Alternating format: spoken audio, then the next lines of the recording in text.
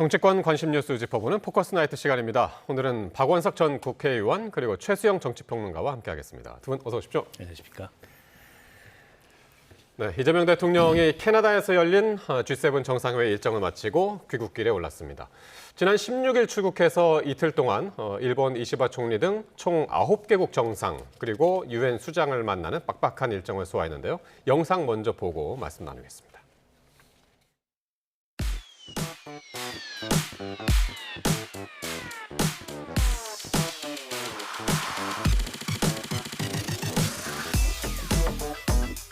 마치 앞마당을 같이 쓰는 이웃집처럼 우리는 뗄래야 뗄 수 없는 관계였습니다.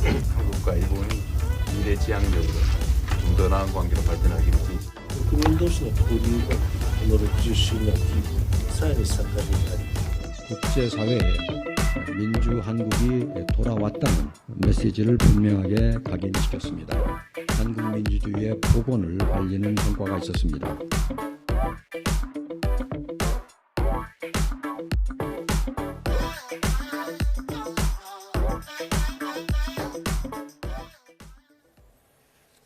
네, 이재명 대통령이 취임한 지 12일 만에 국제 외교 무대에 데뷔를 했습니다.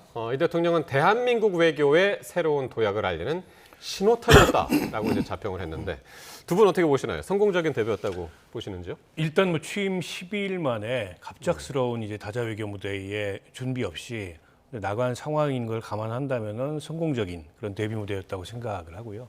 사실 지난해 12월 3일 그 비상계엄 선포 이후로 대한민국의 정상 외교는 완전히 멈췄었습니다. 예. 이제 그런데다가 대한민국 같은 중견 국가에서 그런 대통령이 일으킨 친위 쿠데타라는 거는 사실은 이 국제사회가 보기에 대단히 우려스러운 상황이고 납득하기 어려운 그런 상황이었는데 다시 대한민국의 민주주의가 정상화됐다라는 것을 알리는 그런 자리로서 대단히 의미 있었다고 생각을 하고요. 예.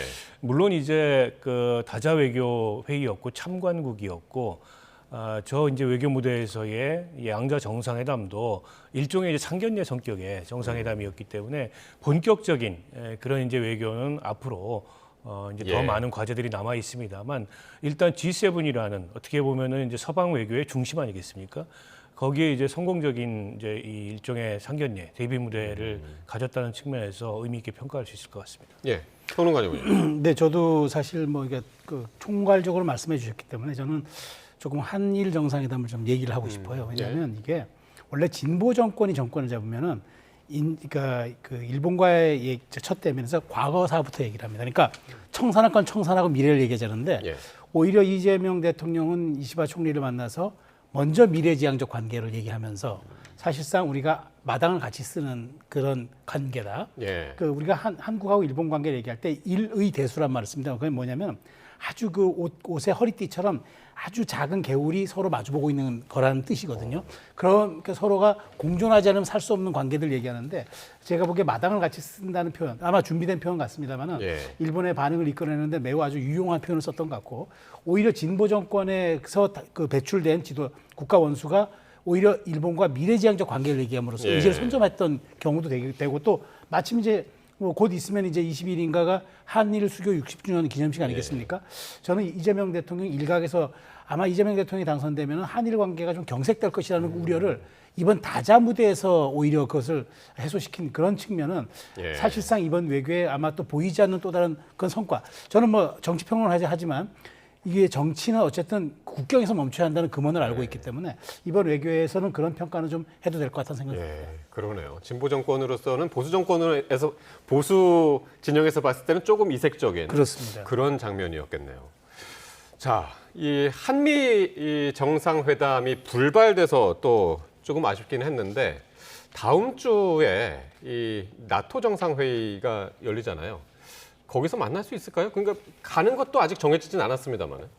네, 아직 뭐 참석이 확정되지 않았습니다만 이번 G7에서 한미 정상회담을 기대했는데 네.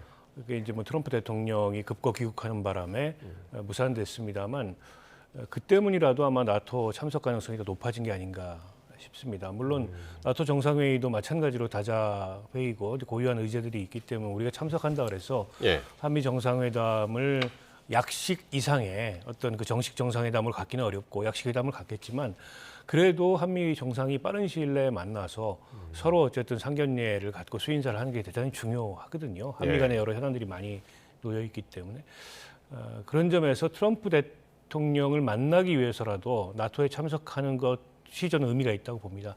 그래서 아마도 뭐 그런 점이 고려돼서 이 나토 회의에 또 우리가 초청받은 상태에서 예. 참석을 하지 않을까 이렇게 예상해 봅니다. 그러니까요. 근데 이제 나토 정상회의에 참석을 해야 된다, 하지 말아야 된다 이런 게 정치적인 의미에서 이제 굉장히 의견이 분분한데 네.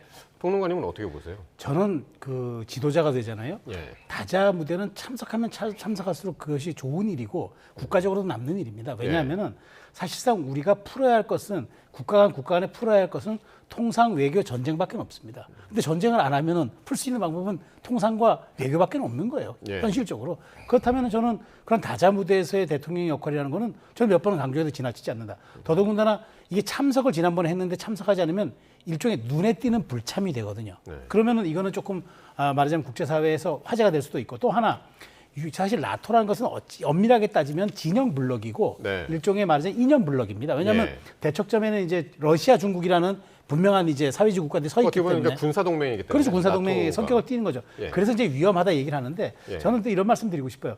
어쨌든 나토에 가든 안 가든 러시아와 중국은 우리 입장에서는 굉장히 다뤄야 할 변수입니다. 뭐 안 간다고 해결될 문제가 아니거든요. 그렇다면 저는 가는 게 맞다고 보고 또 하나 유럽이 지금 방산 시장하고 원자력 시장이 우리에게는 굉장히 매력적인 시장으로 다가오고 있습니다. 예. 그렇다면 특히나 이제 뭐 폴란드의 방산이라든가 지금 이탈리아나 유럽의 지금 그런 그 원자력 수요 같은 게 그걸 감안한다 그러면은 이재명 대통령이 저는 탐색하는 게 맞다. 그리고 그 가느냐 안 가느냐가 고민할 때는 저는 가는 게 맞다고 생각합니다. 그래서 저는 이제 예. 이재명 대통령이 더더군다나 이제 그 사실상 대통령 87년 이래 다자 무대로 이렇게 그 정상회담에 첫 데뷔한 사람은 김대중 대통령 이후 처음입니다. 네. 다자 무대로 데뷔한 거는. 네. 근데 저는 오히려 다자에서 다자로 또 한 번 가는 것도 저는 뭐 그 G7에 이어서 나토도 저는 이재명 대통령이 오히려 글로벌 지도자로서의 이미지를 구축하는데 네. 나쁘지 않은 기회가 될 거라고 생각합니다. 그러니까 이번에도 뭐 나쁘지 않은 그런 평가들을 받았기 때문에 네. 캐나다에서 네.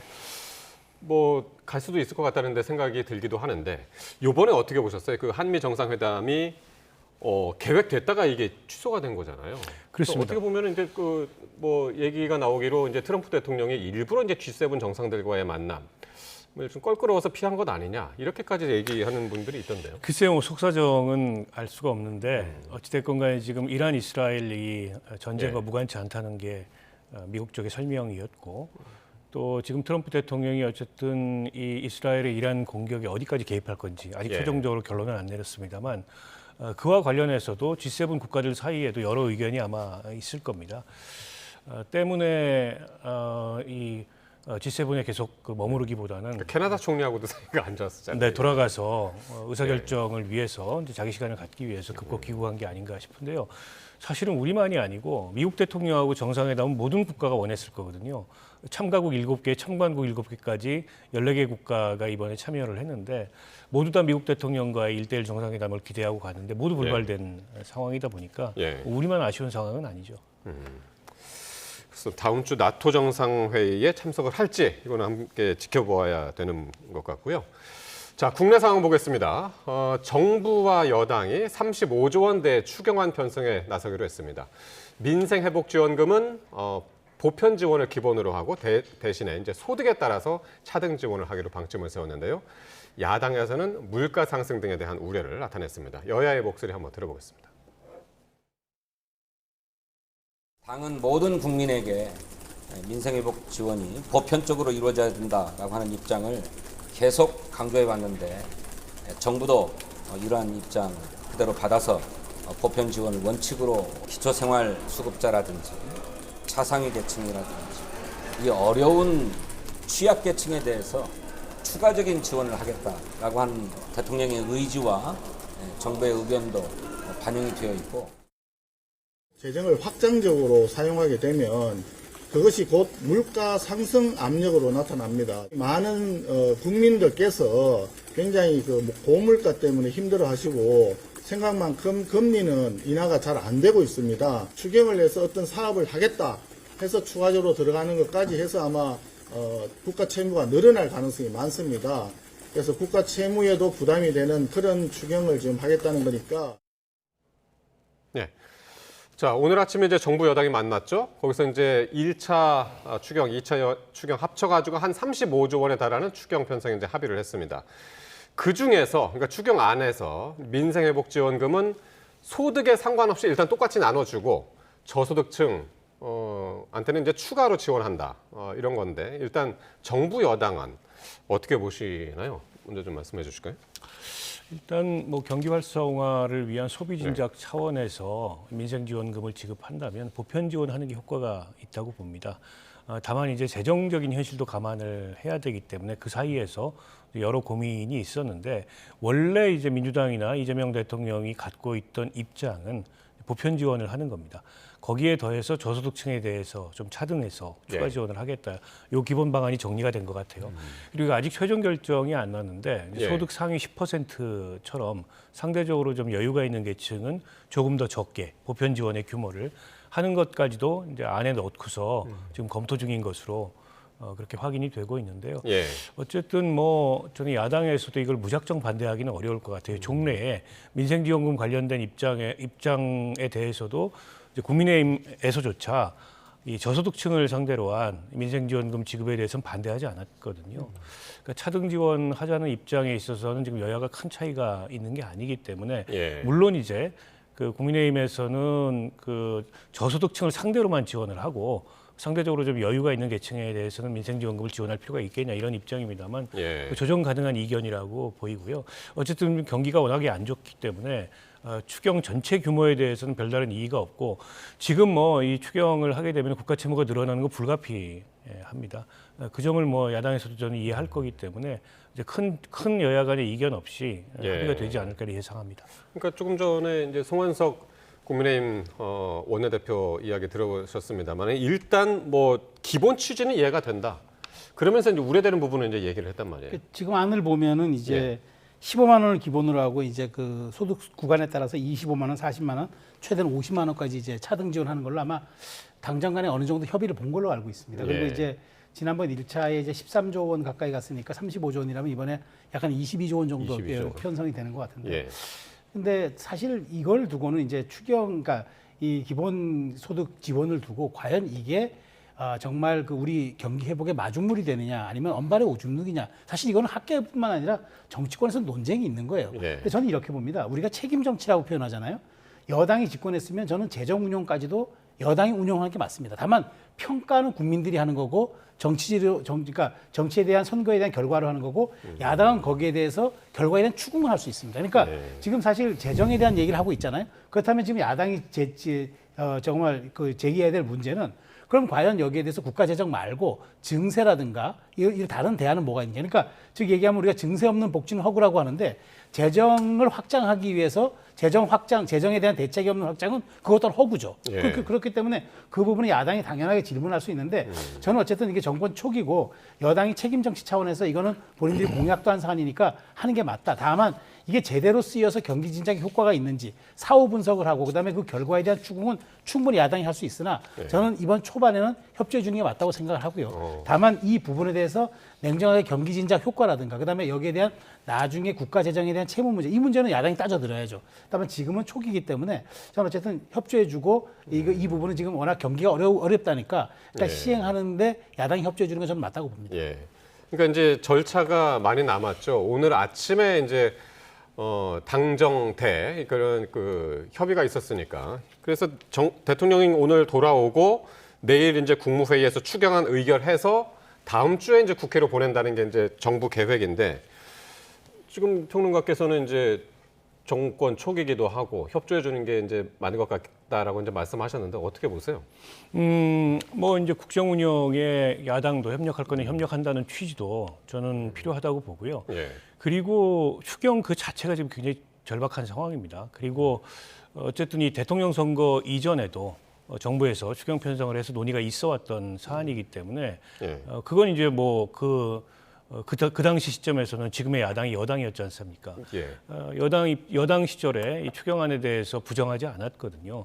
다만 이제 이 민생지원금을 둘러싼 약간의 이견이 있었는데 제가 앞서도 말씀드렸듯이 조정 가능한 수준의 예. 이견이기 때문에 큰 예. 진통 없이 국회에서 합의되지 않을까 싶습니다. 예, 그러니까 새 원내 지도부들이 이제 또 어떻게 또 협의를 하느냐 이 부분도 이제 지켜봐야 되는 것 같고 그런데 이 추경안을 처리를 하려면은 법사위하고 예결위 뭐 이런 상임위들을 골고루 또 거쳐야 될 텐데 지금 이 자리들이 다 공석 아닙니까? 일단 본회의 열어서 여기에 대해서 일단 그 보임을 해야 되겠죠. 국회의장 주관으로 해야 되는데 예. 지금 근데 이게 법사위원장이 제가 보기에 어쨌든 공석이 지금 된 상황인데 네. 저는 이 부분을 이제 민주당이 절대 양보 못한다. 이제 뭐 강성 지지층의 목소리도 듣는 것 같고 하는데 저는 이렇게 봅니다.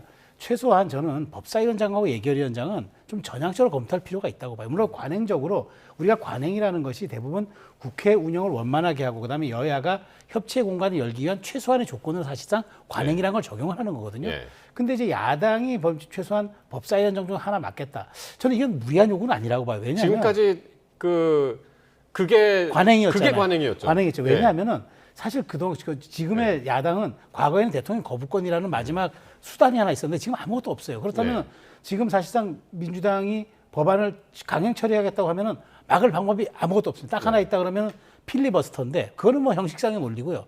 막을 수 있는 제도적 방법이 없어요. 그렇다면 최소한 법사위원장 자리는 우리가 뭐 상원이라고도 하지만 또 게이트키퍼라고 하잖아요. 네. 본회의 가기 전에 마지막 단계인데 여기에서 조금 시간이 좀 더디 간다는 것뿐이지 결국은 다 모든 것은 여권이 원하는 대로 될 겁니다. 그렇기 때문에 야당이 달라는 법사위원장 하나 주든가 정 안 되면은 예. 예산을 감시 감독하는 예결위원장 또 배려하는 거는 저는 야당의 정치적 공간을 열어준다는 차원에서 한번 검토해 볼 만한데 더군다나 지금 야당은 우리 외통 국방 정보 다 줄 테니까 이게 달라고 얘기하잖아요. 예. 근데 저는 뭐 이 부분이 저는 서로 양당 원내대표가 처음으로 협치의 시험대에 들었다고 생각하는데 어찌됐건 저는 법사위 문제를 가지고 야당이 끝까지 말도 안 되는 얘기라고 일축하는 이런 모습보다는 조금 뭐 숙고하고 그다음에 우상호 정무수석이 또 나중에 정치적 공간을 좀 열어야 되기 때문에 예. 그런 점들 한번 원내대표단에서 한번 감안하는 것도 필요하지 않나 그런 생각은 듭니다. 그래서 원래는 이제 민주당이 내일 본회의 열어가지고 그 법사위원장, 예결위원장 전부 이제 임명하려고 하다가 그걸 이제 취소했단 말이에요. 내일. 그러니까 협상의 여지가 좀 있는 것 같긴 하고 어떻게 보시나요? 일단 야당의 원내지도부가 아직 채다 구성이 안 된 상황이고 네. 이제 막 원내대표가 선출됐는데 내일 또 본회의에서 그걸 일방적으로 처리하게 되면 네. 여야 관계가 경색될 가능성이 높기 때문에 조금은 숨고르기를 하고 있는 것 같고요. 이제 민주당의 입장은 원구성은 전후반기 이 교체될 때 원구성을 하기 때문에 지난번 전반기 시작할 때 이 원구성을 했던 협상이 있었지 않습니까? 예. 그게 2년간 유효하다. 그러니까 지금 1년밖에 안 지났다. 1년밖에 지나지 않았기 때문에 예. 지금 중간에 교체하자는 거는 그동안의 국회 관례에 비추어 봤을 때 맞지 않기 때문에 예. 전후반기 원구성이 다시 될 때, 전후반기 교체될 때 그때 가서 원구성 협상을 다시 하면 그때는 뭐 넘겨줄 수 있다라는 여지를 지금 갖고 있는 것 같아요. 예. 때문에 이게 이제 그 사이에서 약간 평행선처럼 얘기가 오가는 것 같은데 예. 근데 또 그 이재명 대통령 임기 초에 어떻게 보면 국회에서 이제 이 국정 과제와 관련된 입법을 속도감 있게 해야 되는데 야당이 또 법사위원장을 넘겨받아서 일종의 알박기를 하고 시간 지연에 나서고 그로 인해서 국회에서 여야가 또 격돌하는 모습을 보인다면 그건 지금 현재 정부나 여당이 원하는 바가 아닐 거거든요. 네. 이제 그런 점에 비추어 본다면 아마 민주당이 중간에 이걸 양보하기는 좀 어려울 것 같고 전반기 끝나고 후반기 원구성 협상할 때 그때는 아마 이제 법사위를 넘겨줄 수도 있다 이렇게 전망합니다. 어떻게 보면은 정청래 전 법사위원장이 그만두지만 않았어도 이런 일은 없었을 텐데 말이죠. 근데 저는 그래요. 이제 법사위 저는 약간 법사위가 이제 시간은 끌 수 있지만 결국 네. 물론 이제 민주당 입장에서는 아니 대통령의 골든 타임이 6개월 1년인데 이 사이에 야당이 목리 부리면 어떡하냐 우려가 있을 수 있을 거예요. 근데 저는 정치라는 게 가능한 것과 필요한 것 사이에 어느 중간 지점에서 협상하는 거거든요. 그렇다면 예결위원장 정도는 사실은 또 야당이 예산을 감시한다는 워치독이라는 또 측면에서 예. 또 저는 협상할 수 있을 거라 보기 때문에 저는 무조건 두 개 다 안 되고 관행적으로 2년 임기가 다 끝나면 그때 다시 얘기하자 이런 얘기는 사실상 정치의 본령을 또 우리가 약간 무시하는 그런 얘기일 수도 있기 때문에 예. 저는 그런 것들은 좀 한번 전향적 검토를 한번 해볼 필요도 있지 않을까. 아니 야당의 정치적 공간을 허용하는 거는 이재명 대표 성공을 위해서도 꼭 필수 불가결적인 요소입니다. 전 그렇기 때문에 한번 검토해볼 필요는 있다고 봅니다. 예. 자, 이런 가운데 여야가 지금 그 김민석 국무총리 후보자 인사청문회 증인 채택을 놓고 이견을 좁히지 못하고 있습니다. 여야가 어느 지점에서 부딪히는지 목소리 한번 들어보겠습니다. 굉장히 시덥지 않은 내용들을 가지고 왔고요. 전 부인 네. 너 요구를 했는데 이건 어떻게 보세요? 이게 정상인가 싶어요. 전 부인까지 불러가지고 아들, 그러니까 두 분 사이에 있었던 아들의 뭐 자금 출처를 물어보겠다라고 하는데 정치 이전에 사람이 됐으면 좋겠다는 이야기를 저는 굉장히 많이 하거든요. 이 전 부인까지 불러가지고 어떻게 하겠다는 것인지 사람 하나 인생을 또 송두리째 무너뜨리고 가족을 또 건들겠다 참 비정하다라는 생각이 듭니다. 김민석 총리 지명자는 인사청문회 대상이 아니라 수사 대상 아닌가 생각이 듭니다. 지금이라도 이재명 대통령께서 국민 통합과 정말 민생 회복이라는 중대한 과제를 실천하기 위해서라도 김민석 총리 지명자를 처리하실 것을 요청드리겠습니다. 94건 자료를 요구했는데 지금 현재까지 제가 파악하기로는 7건에 대해서 답변한 것으로 알고 있습니다. 청문회에서 답하겠다고 지금은 피하고 있는 형국이죠. 회피를 하고 있는 모습인 것 같아요. 네, 오늘 김민석 총리 후보자 인사청문 특위 전체 회의가 끝내 증인 채택 의결을 못하고 중단이 됐는데요. 민주당에서는 이 정도면 이제 국정 방해 행위 아니냐 이렇게까지 얘기를 하고 있습니다. 뭐 낯설지 않은 풍경입니다. 지난 정부 시절에는 또 민주당이 다수당이고 여당이 소수당이다 보니까 증인 채택 관련해서 여당이 합의를 안 해주니 그냥 야당 일방적으로 다 처리해가지고 증인 채택하고 그런 장면을 우리가 봤잖아요. 지금 이제 여야가 약간 공수교대돼가지고 서로 상반된 입장을 보이고 있는데 이게 계속 저는 반복되는 게 국민들 입장에서 좀 피곤하다 이런 생각이 좀 들고요. 어찌됐건 간에 청문회 날짜가 잡혔기 때문에 가능한 법위에서 증인이 아마 합의될 겁니다. 합의가 되지 않는다면 뭐 다수당의 의사대로 증인이 정리가 되겠죠. 그러나 지금 또 여야 관계를 고려해서 야당이 요구하는 증인 일부는 저는 뭐 수용할 필요가 있다고 생각하고요. 전 부인을 그게 아마 이제 그 아들의 학비 이 관련된 그런 어떤 이제 의혹을 검증하려다 보니 학교죠, 지금. 김민석 후보자 입장은 그거는 이제 전 부인이 전적으로 부담했다라는 것 같아요. 근데 이제 그게 객관적 자료로 증빙이 안 되니까 그러면 전 부인을 증인으로 불러서 물어보겠다라는 입장인 것 같은데 사실 좀 무리하죠. 지금 부인도 아니고 전 부인을 청문회장에까지 증인으로 채택해서 불러낸다는 것은 다소 좀 그동안의 관례나 혹은 우리 뭐 미풍양속에도 좀 어긋나는 그런 모습이라고 보여서 이제 그 점을 민주당에서 좀 반박을 하고 있는 것 같고요. 그러나 이제 또 야당 입장에서는 현 부인은 안 부리지 않느냐. 전 부인과 관련돼서 의혹이 있는데 아니 그러면은 그걸 투명하게 자료로서 검증 가능하도록 제출해주면 좋을 텐데 자료는 제출 안 하면서 증인 채택을 못 하겠다고 하니까 어떻게 하자는 거냐 또 이런 이제 공방이 지속되는 것 같아요. 그럼 뭐 조만간 정리가 되겠죠. 어찌 됐든 간에 저는 김민석 후보자도 그렇고 또 이걸 이제 의혹을 검증하는 야당도 그렇고 어찌됐든 이제 이 국민들이 이걸 지켜보고 있다는 점을 감안을 해서 야당은 객관적으로 어떻게 보면 좀 제기할 만한 의혹을 제기를 해야 된다고 보고요. 또 김민석 후보는 어찌됐든 지금 이제 국회에서 의석수로 보면 어떻게 하더라도 인준이 되겠지만 또 국정 동력이 소실되면 안 되기 때문에 이제 국민들 납득 가능한 수준에서 해명하기 위한 노력이 필요하다고 생각합니다. 김용태 비대위원장은 김 후보자가 청문 대상이 아니라 수사 대상이다 이렇게까지 얘기를 했는데 지금 야당에서는 어떤 의혹을 지금 가장 심각하게 보고 있는 겁니까? 그러니까 지금 너무 많은 고구마 줄기처럼 나오고 뭐 야당은 10대 의혹이라고 규정하는데 제가 보기엔 한 두세 가지 정도가 가장 핵심인 것 같아요. 첫 번째가 뭐냐면 수익과 지출이 안 맞잖아요. 그러니까 5년 동안 그 정치 낭인에 대한 그 과거의 그 생활은 뒤로 하더라도 일단 지금 본인이 신고했던 관보에 게재된 걸 보면은 5년간 총액 수입은 그 세비 5억 5천 정도인데 13억의 지출이 있잖아요. 간극이 있잖아요. 이 불일치를 뭐로 설명할 겁니까? 그러니까 그게 안 맞으니까 그러면 거기에 따른 증빙을 좀 해달라고 하니까 일단 기타 소득이 있다고 했는데 기타 소득을 지금 국민의힘 인천 소속 의원들 찾아보니까 1,400만 원이라는 거예요. 그럼 나머지 7억은 어디로 갔냐? 그럼 이게 어떤 소득인데 세금에 잡히지도 않고 지금 증빙하지는 못하냐. 그러니까 이건 굉장히 중요한 문제다. 왜냐하면 지금 김민석 후보자는 이 얘기를 합니다. 난 총 재산이 2억 6천밖에 안 돼요. 나 청빈합니다. 나 부정 추진한 적이 없습니다. 그거 인정합니다. 누가 뭐라고 합니까? 다만 그러면 그 사이에 있었던 지출을 무슨 돈을 했는지 그걸 좀 알려달라는데 안 알려주고 그다음에 전부인 문제도 마찬가지예요. 그러니까 말하자면 그 외화 송금 내역은 한국은행에 전부 다 기록이 있습니다. 그러면 그 당사자 개인정보법에 따라서 당사자 동의만 있으면 송금 기록을 국회에 제출하면 되는데 그게 안 오니까 예. 전부인을 불러서 물어보겠다는 거거든요. 그러면 거기에 대해서 동의해가지고 외화 송금 내역만 있으면은 국민의힘이 그런 얘기 증인 부르겠다는 얘기 안 하겠죠. 그러니까 저는 지금 이 불거지는 의혹들마다 대안은 김민석 후보자의 태도가 문제라는 겁니다. 그러니까 우리가 예. 늘 이런 얘기하잖아요. 이슈보다도 이슈를 다루는 태도가 중요한데 김 후보자의 모습은 조금 버티다가 이틀간 인사청문회에서 어떤 식으로든 침대 축구하다 보면은 과반이 넘는 여당의 힘으로 통과는 될 것이다. 그런 태도. 더군다나 지금 이런 과정에서 논란이 되는데도 업무 보고를 계속 받고 있어요. 예. 이 논란을 소명하기보다는 이런 점들이 지금 많은 것들이 국민적 눈높이에도 맞지 않고 야당의 공세를 오히려 촉발하는 듯한 그런 모습이 되어서 저도 안타깝다는 생각이 드는 겁니다. 예. 그러니까 전체적으로 뭐 아빠 찬스 의혹 그리고 뭐 약간 이해가 되지 않는 재산 증식 네. 그리고 뭐 불법 정치자금 이런 문제들을 이제 많이 지금 불거졌는데 뭐 이거 뭐 생소하게 뭐 처음 나온 얘기는 아닙니다만 노부부 투서 의혹 그리고 중국 칭화대 석사학위 논란 이 부분에 대해서는 오늘 또 김 후보가 적극적으로 또 해명에 나섰습니다. 이게 어떤 사건들입니까?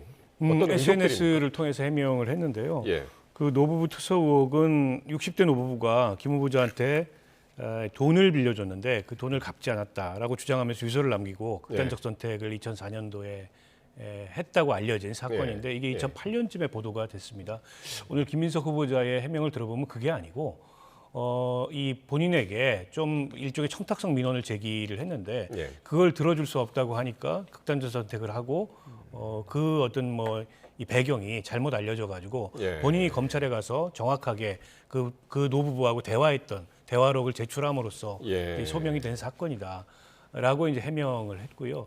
그 뒤에 뭐 추가적인 의혹 제기가 안 나오는 것으로 봤을 때 김민석 후보자의 저런 해명이 어느 정도 일리가 있는 게 아닌가 싶습니다. 그래서 이번에 다시 이게 불거지는 게 검찰의 뭐 음해 행위다, 정치 검찰의 음해 행위다 이렇게 이야기를 하더라고요. 이제 소스가 검찰밖에 없지 않느냐라는 게 이제 김 후보자의 주장입니다. 물론 그게 정확히 검찰인지 아니면 이게 이제 기사를 통해서 한번 알려졌던 사실이기 때문에 그 기사가 회자되면서 또 SNS나 이런 공간을 통해서 증폭되는 건지 그게 알 도리가 없고요. 이 칭화대 석사는 10개월간 칭화대에서 석사학위를 하고 석사를 받았는데 그게 국내에서 정치 활동하는 기간하고 겹쳐서 이게 어떻게 가능한 거냐. 근데 김 후보자의 해명을 들어보면 여기서 회의 끝나고 아침에 비행기 타고 중국 가서 수업 듣고 그렇게 해서 마쳤다. 그러니까 불가능한 건 아니에요. 근데 이것도 역시 마찬가지로 출입 기록이나 이런 걸 통해서 이제 증명이 좀 될 필요가 있다고 봅니다.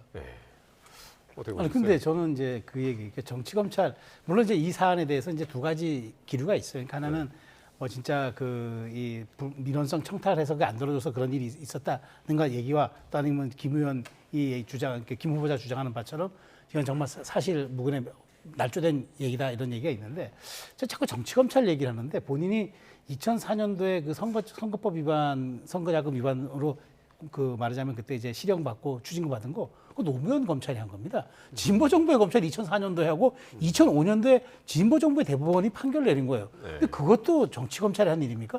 그때 노무현 전 대통령하고 사이가 좋지는 않았죠. 않았지만 그렇다고 검찰이 그러면 그 김민석 후보를 탈탈 털어서 그렇게까지 하고 대법원이 그럼 대법원까지 그러면 없는 죄를 만들어서 보냈다. 저는 이 사실을 대하는 태도도 굉장히 문제가 있다고 봐요. 무조건 불리해지면 정치 검찰의 공작, 피해자 이런 걸 하는데 저는 김 후보자가 이렇게 하면 안 된다고 봅니다. 왜냐하면 더더군다나 총리라는 자리는 만일 지명이 되고 이제 통과가 되잖아요. 그러면 1인치와 만인치 이상을 넘어서 모든 강요에 대한 재청권을 갖고 있는 자리입니다. 그 누구보다도 국민적 평균 이상의 도덕과 윤리적인 그리고 정치적인 책임감이 있어야 하는 자리인데 마치 저는 제가 보기에 소나기 좀 피하고 보자 이거 같아요 자꾸. 근데 그렇게 해서는 과연 국민적 눈높이에 맞을 거면 이재명 정부의 1호 인사입니다. 그럼 1호 인사면 1호 인사답게 정말 내란을 종식했던 정권이 출범하는 거라면은 제가 보기에 더 그 흠결없는 정치인이 국무총리가 돼서 내각을 이끌어야 되는 거 아닙니까? 저는 그걸 아마 김 후보자 다시 한번 좀 생각했으면 좋겠어요. 네. 자, 이런 가운데 민주당에서는 되레 국민의힘 주진우 의원을 공격을 하고 있습니다. 주진우 의원이 지금 계속해서 김 후보자 재산 형성 과정을 소명해라라고 이제 계속 그렇게 이제 요구를 하고 있는 상황인데 주진우 의원의 70억에 달하는 재산은 전부 다 파헤친 것 같아요. 뭐 국회의원 재산 신고를 하니까 그걸 이제 확인해 봤겠죠. 지금 이제 주진우 의원이 어떻게 보면 인사청문 특위위원으로서 김민석 후보자 의혹 검증의 주 공격수 역할을 맡고 있습니다. 예. 그렇다 보니까 민주당 쪽에서 일종의 이제 메신저 공격을 하는 거죠. 그래서 과연 그 주진 의원이 김문석 후보를 향해서 그런 질문을 할 자격이 있느냐. 재산을 들여봤더니 재산이 많기도 하거니와 또 이제 20살 정도밖에 안 된 아들의 예금이 어떻게 7억여 원이나 될 수 있느냐. 주진 의원은 증여인데 할아버지로부터 증여를 받은 건데 증여세를 다 냈다라는 주장이에요. 물론 지금 공직 후보자는 주진우 의원이 아닙니다. 김민석 후보자가 공직 후보자입니다. 그러니까 주진우 의원의 도덕성을 검증하는 자리는 아닌데 어쨌든 정치에서 이런 일들이 있죠. 그 메시지 반박이 잘 안 되면은 메신저를 공격하는 일이 흔하게 있기 때문에 그런 차원이라고 봐야 되는데요. 주진우 의원이 지금 이제 인사청문위원으로서 검증을 하는 건 정당한 자기 역할을 저는 하는 거라고 보고요. 거기에 어떤 허위 사실이 있거나 아니면 뭐 과장된 그런 어떤 공세가 있거나 하면 그에 대해서 반박할 문제지 지금 뭐 주진우 의원의 재산이나 또 그 재산 증여 과정이나 이거를 거꾸로 청문회장에서 뭐 증명하겠다 혹은 검증하겠다라는 식으로 여당이 나온다면 그건 온당치 않은 것 같아요. 그래서 지금 질문을 하는 사람은 인사청문위원 특위위원들이고 질문을 받는 사람은 김민석 후보자입니다. 질문을 받는 사람은 질문의 성실히 답변해야 할 의무가 있고 그게 국민에 대한 도리라고 생각합니다. 그러니까 근데 이제 민주당의 이제 그 주진우 의원에 대한 공격이 비단 한 사람의 어떤 SNS를 통해서 공격하는 게 아니라 아침에 최고위원회의 그리고 이제 정식으로 기자회견을 열고 이제 공격을 하고 있단 말이에요. 3명의 의원은 공식적으로 나섰더라고요. 저는 보면서 느끼는 게 뭐 그 할아버지가 그럼 스폰서냐? 아니 그 뭐 재산을 공식적으로 물려받은 것까지 가족이 증여한 거를 스폰서로 얘기하면 어떡합니까? 이건 도를 넘어도 넘은 거죠. 그러니까 저는 주진우 의원이 재산 형성 과정에 문제가 있다면 그 문제가 있는 대로 처벌받으면 되고 그다음 문제가 있으면 있는 대로 다음 선거에서 주민들이 낙선시키면 됩니다. 정치적으로 판단할 문제까지 마치 이번 김 후보자를 방어하기 위해서 쉴드를 치는 것처럼 비춰지니까 이건 매우 온당치 않고 제가 또 오늘 보니까 오늘 뭐 그러니까 국민의힘에서 전 부인 이렇게 증인 신청하니까 이번 그 후보자 김 후보자 저 총리 인사청문회 윤석열 전 대통령, 김문수 후보, 한덕수 총 이런 분들을 증인으로 신청했다는 거예요. 그 내란에 대해서 얘기를 좀 들어보겠다는 겁니다. 아니 지금 윤석열 청문회 합니까? 그러니까 저는 민주당의 이런 태도가 오히려 국민의 공분을 산다는 겁니다. 그러니까 박수현 의원이 얘기한 대로 100점짜리 사람이 어디 있겠느냐. 좀 부족한 대로 좀 사과도 하고 조금 이제 눈높이에 맞추도록 노력하면 된다. 그런 태도가 맞는 거예요. 그런데 우리는 흠결 없는 사람이고 너희들 구태 정치 공작하지 말라는 식으로 얘기하면서 물타기를 해도 아니 총리 인사청문회 윤석열 전 대통령, 한덕수 총리, 김문수 전 장관을 부른다는 게 이게 뭐 합당한 얘기입니까 이게? 그래서 저는 이런 태도들이 오히려 김 후보자의 인사청문을 파행으로 이끌 수도 있다. 1호 인사인 만큼 상징성도 있는데 이렇게까지 과한 보호보다는 오히려 김 후보자가 잘 설명하고 해명할 수 있도록 판을 깔아주는 게 저는 여당의 몫이라고 생각합니다. 아니 근데 저는 그 총리 인사청문회를 통해서 그 총리의 자질과 또 도덕성 논란도 검증을 하지만 정책 검증도 하거든요. 그런 차원에서 윤석열 전 대통령이나 한덕수 전 총리를 못 부를 건 아니라고 생각합니다. 물론 이제 합의가 되지는 않겠죠. 그러나 그 점은 오히려 저는 문제가 없는데 좀 아까 이제 주진우 의원의 뭐 재산 관련된 공세를 여당 의원들이 취하고 있는 거는 주진우 의원의 재산 형성이나 증여 과정에 문제가 있다면 그건 뭐 별도로 뭐 수사를 하든지 뭐 고발을 하든지 그렇게 해서 다뤄야 될 문제인데 24일, 25일 예정된 청문회는 주진우 청문회가 아닙니다. 그건 김민석 총리 후보자 청문회입니다. 그 본령에 맞게 제가 보기에는 저렇게 이제 뭐 메신저 공격을 통해서 물타기 하는 방식은 저는 정당하지 않고 떳떳하지 않다고 생각하고요. 지금 질문을 받고 있는 건 김문석 후보자입니다. 그에 대해서 충실하게 답변할 의무가 있다고 생각합니다. 하나만 더 볼까요? 홍준표 전 시장 어제 귀국을 했는데 끊임없이 화제의 중심에 있습니다. 이번에는 이 김민석 후보자에 대한 평가를 했는데 그 청년의 꿈에서 지지자가 이렇게 질문을 했어요. 김민석 후보자에 대해서 어떻게 생각하느냐 했더니 한 줄 평을 했습니다. 한때는 촉망받던 분인데 그동안 고생을 많이 했다. 이게 이제 어떻게 해석을 해야 되나 이 부분은? 이제 참 애매하죠. 국민의힘을 탈당했으니까 이제 야당 인사도 아닙니다. 홍준표 전 시장은. 그러니까 지금 아마 김민석 후보에 대해서는 좀 약간 우호적인 시각을 보내고 한동훈 전 대표에 대해서는 또 아주 또 이렇게 좀 매도하는. 그러니까 한동훈 전 대표 지지자들한테는 쓰레기 집단이라는 표현을 썼어요. 그러니까요. 근데 제가 보면서 아 이분이 굉장히 정체성 혼란도 겪고 있지만 또 하나 앞으로 펼쳐진 정치 공간에서 그 홍준표 전 시장이라는 분의 이 스탠스와 아주 역할이 굉장히 복잡다단하겠구나 하는 생각이 들었습니다. 그러니까 지금 앞으로 그 홍 전 시장을 위한 정치적 공간을 이제는 만들어지지 않고 본인이 아마 활로를 개척해야 될 겁니다. 그런 측면에서 아마 여와 야를 저는 좌충우돌 혹은 또 그러니까 이제 이쪽으로 갔다 저쪽으로 갔다 여러 가지 지금 상황들에 대한 반응을 보면서 그렇게 아마 전 정치적 공간을 돌파할 거로 보기 때문에 앞으로 이런 언행들이 더 잦아질 걸로 저는 생각합니다.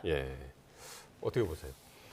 글쎄요, 저는 이해관계가 없는 쪽에 대해서는 그냥 뭐 덕담해 주는 거라고 봅니다. 그러니까 이제 대통령 선거가 끝났고 현 정부가 출범했고 이재명 대통령이나 혹은 여당과는 경쟁 관계가 아닙니다. 홍준표 시장 입장에서 보기에 지금 당장은 지금 당장 홍준표 시장의 관심사는 야권입니다. 그리고 국민의힘을 나와서 국민의힘 얘기 나한테 묻지 말라라고 얘기하지만 끊임없이 국민의힘을 향해서 이렇게 하면 위원정당으로 해산된다. 뭐 등등의 여러 가지 그 말씀을 하시잖아요. 그 얘기는 관심이 있다는 얘기죠. 때문에 이제 국민의힘의 그 뭐 한동훈 전 대표 같은 경우에 경쟁 관계에 있는 당장 그것도 가시적으로 눈앞에 있는 경쟁자이기 때문에 그에 대해서는 뭐 홍준표 시장이 특유의 또 그런 독설이나 이런 걸 여전히 보내고 있는 거고 뭐 이재명 대통령이나 혹은 김민석 후보자나 여권을 향해서는 크게 지금 이해관계가 본인하고 충돌하는 대목이 없기 때문에 그에 대해서는 그냥 덕담 수준의 얘기를 한 거다.